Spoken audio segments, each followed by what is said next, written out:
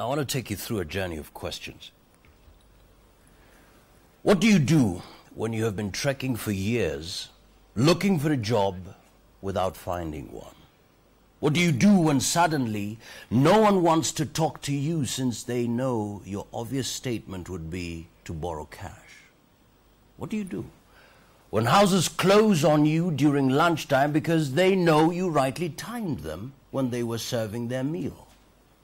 What do you do when no one no longer picks your call because of your many requests for favors? Do you give up on life? Do you go to Uhuru Park or some field and sleep your hours away? You don't have to do that. Brighter Monday says, here is a platform that you can use to change your fortunes. All you need to remember is, it's up to you. Kazi kwako. So how do you go about it? Today we are honored to have Brighter Monday CEO, Carey Eaton. Welcome to the Power Breakfast Show. Thanks for having me. Nice to be here. Very well. So you've been here 3 generations? Well, my family's been here a very long time. Yeah. So yes, I feel like I'm a Kenyan, and well, I am a Kenyan. And yeah, I'm here to stay. We've been here a long time. Awesome. And Nairobi's home. All right. So Brighter Monday, you know, the moment you mention Brighter Monday, this comes to your mind. Mondays are normally very dull because there are people who are going to offices, jobs that they don't like. There are people who are thinking, oh my goodness, not again, I'm starting the trekking journey again. Why Brighter Monday? Look, I think jobs are about the future of your life. Without a job, you know, many other parts of your life are impacted. So your job and your work and your purpose in life is a very central part of people's identity, satisfaction, how they feel about themselves, how they have relationships with other people. And so I think that comes with a whole bunch of fear. You know, if you're in the wrong job, that's not a great situation. If you have no job, that's a really terrible situation. So what we're trying to do is in our brand is give hope to people. There is actually hope. There are great jobs. And you know, that's where we stand to solve a difficult problem. Absolutely. I mean, there are people who have gone to places that have been told, you know what, tomorrow is going to be a better day. You know, hope for tomorrow. But the reality is we have thousands who are walking, even perhaps today, walking to offices, looking for jobs, sending CVs and all that. How has Brighter Monday come in to really solve this problem of looking for jobs? Look, you know, the economy is always a central aspect of Kenyan society and people's concern about that. And, you know, as the population over the last 20 years has grown incredibly, at one point we were the fastest growing population in the world. And so that bulge of demography has come through society. There's a lot of people, young people especially, who really need the opportunities, and the economy hasn't grown to the degree that's actually been able to match that. Now, our economy is growing well compared to other parts of the world. We would like to grow it faster. And so where Brighter Monday fits in is trying to give people access to all the opportunities in the country from a very convenient place, your phone or your computer. And I think historically, if you were a young person looking for a job, to get the information about where the jobs are, it was very, very difficult. You had to talk to somebody you knew, and that was what, 100, 200 people. You had to look in the newspaper, and at 50 shillings a day, that's 1,500 shillings a month. You know, that's a cost that's very, very hard for an unemployed person to bear. Or you had to go and go to a recruitment agency, but that's also very, very difficult if you live in a town outside Nairobi. So access to the information about where the jobs are has been very, very difficult. And so what we're trying to solve is get all the jobs into one place and make that information universally accessible for people to contact the employers. And the reverse side also applies, which is, you know, there's 10 million people in the workforce. If you're a company, having the best talent is very, very important to you. It's critical to your business. And so being able to reach across the entire talent of Kenya and find the best people, it's also a significant problem for employers. And so we also solve that problem by connecting the job seekers and the employers and matching talent with opportunity and vice versa. All right, so you don't have to go buy a newspaper to look at, you know, the job opportunities column. You don't have to trek to town to find out whether there's a poster out there looking for, looking for employees. Yes. It's simple as just go to the internet. Perhaps you could give us that process. Somebody's thinking, okay, so, wow, Brighter Monday, so how do I go about it? Well, to get onto the internet is very easy now. It was, it's been quite a recent phenomenon over the last 5 years. And I think at the beginning people used to go to internet cafes, and those are everywhere. Every small town has those, and you can go in there for a very, very small amount. You can type in BrighterMonday.co.ke or any website you wish, and you can search and apply for the jobs and do it that way.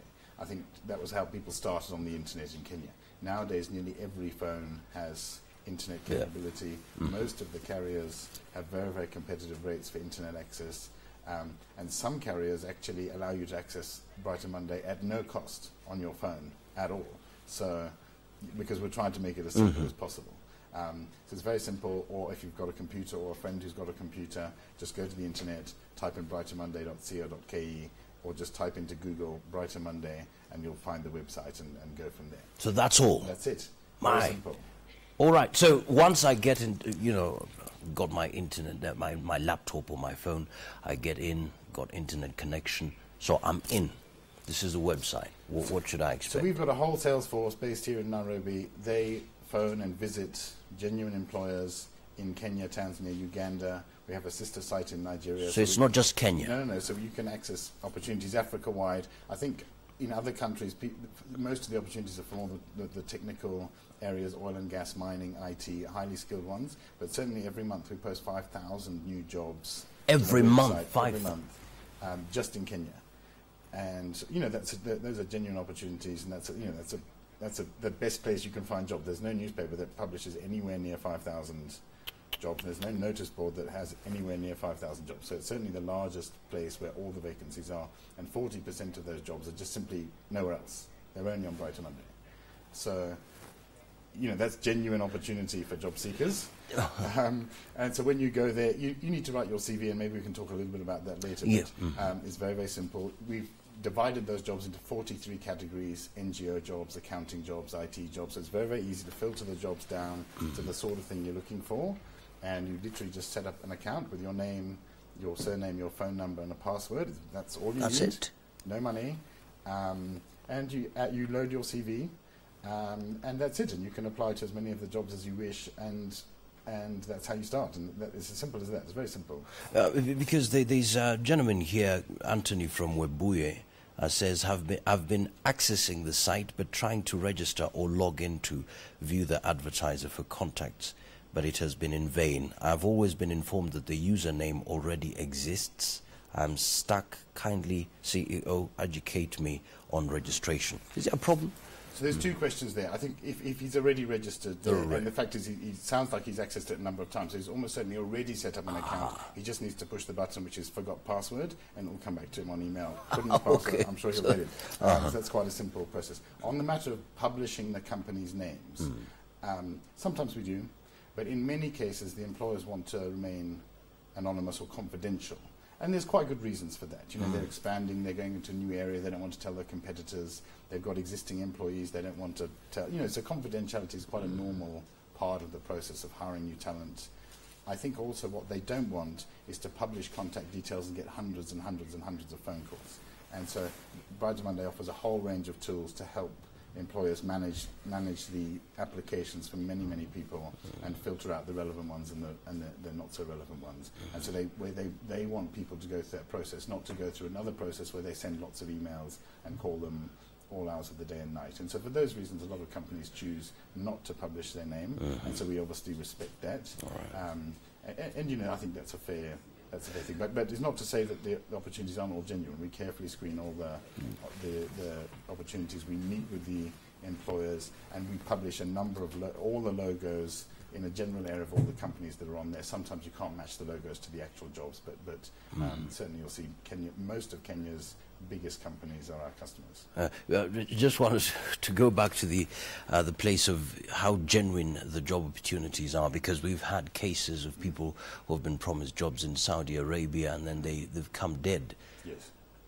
Perhaps you could talk about the credibility of the jobs offered. I think that's true. And in the early days of the internet, if you remember the early days of email, there were all kinds of email scams. Yeah. If you remember the early days of M-Pesa. Absolutely, you can't trust no one. Yeah. And the early days of hearing from your some Nigerian general's son who had lots of money. You know, these sorts of scams have happened on the internet. And because we're quite early in the internet, people do take advantage of job seekers, and it's unfortunate. That will pass as job seekers get more street smart about that. But you should never contribute money as part of a recruitment process. So there's no charge? No. And even when you go to an interview, if somebody asks you for money for an interview, that should tell you, this is should not set right. off an alarm bell. Absolutely. Because companies just don't do that. They want the best talent. They don't want to push people away, and they don't want talent acquisition as a profit center. And that's not a business principle that any university will teach you. And so it's a very simple rule. Don't pay anyone money to get a job. So unfortunately, there are people in society who prey on people, and there's a lot of stuff we do to counter that. We have, we've invested significantly in security. We encourage all of the job seekers, if they have that experience, whether it's from a corrupt person in an organization, or whether it's from a scammer who's nothing to do with BrighterMonday or any internet site, but sometimes uses our name or a well-known brand's name to say, I'm recruiting on behalf of this company. That's quite common. And so we encourage them to go to our Facebook page, and we name and shame them publicly. And anyone can go to our Facebook page. We always answer, usually within an hour, and say, is this company genuine or not? Is this opportunity genuine or not? And we'll investigate that and find out. So we offer that service because trust is very, very important. And it is unfortunate that there are aspects of society where people take advantage of an unfortunate situation, people are desperate for work. Absolutely. Now, we want to give you an opportunity to also ask a question. If you have any question, you can actually call us. The number is 0719 777 0719 777. Any question in regards to Brighter Monday, any questions in regards to looking for a job, call us, or you can also send us a message here on 22422. Remember, all you need to go to the internet, www.brightermonday.co.ke, also on Facebook, Brighter Monday KE. Now, perhaps we could talk about the fact that there are people who are saying, I never went to the university, I don't have a CV that is loaded. How do I make it in this platform? Look, it's difficult, and we have a high unemployment rate. The government, I think, is doing what it can to focus on education, and successive Kenyan governments have done that. And compared to some of our neighbours, Kenya's in a relatively strong position when it comes to employment. But it's not to say that it's not difficult. We've got a high unemployment rate, and it is going to get tougher as more and more young people come through into the working age. And so the first area is obviously skills. And we had a great question on Facebook yesterday where somebody said, I'm a number. I'm a Matatu number. Yeah. I never finished. I never even got to standard 4.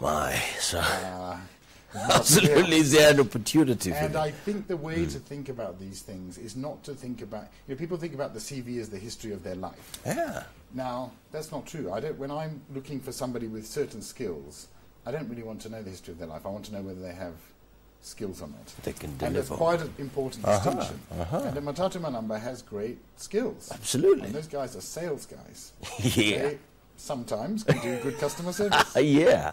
They usually have very good communication skills.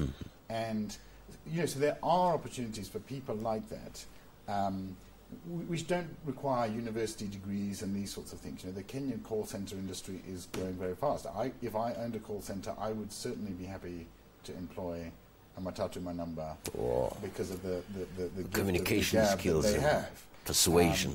There's a lot of street sales jobs or street marketing level jobs that those guys, I think, would be very, very well qualified for. And I'd also be very, very happy to hire such a person with the skills, because you look at the skills, not necessarily the history and the transferability of skills. And I've often said, jobs change in society. In 10 years' time, the jobs that exist are not going to be the jobs that exist today. My job didn't exist 10 years ago. Your job didn't exist 10 years ago. You've got to create it. So even if you are a Matatu number, there's you absolutely can still hope. Yeah. Before we continue on, there's a caller. Good morning. Hello? Good morning. Yeah. Yeah, what's your name and where are you calling us from?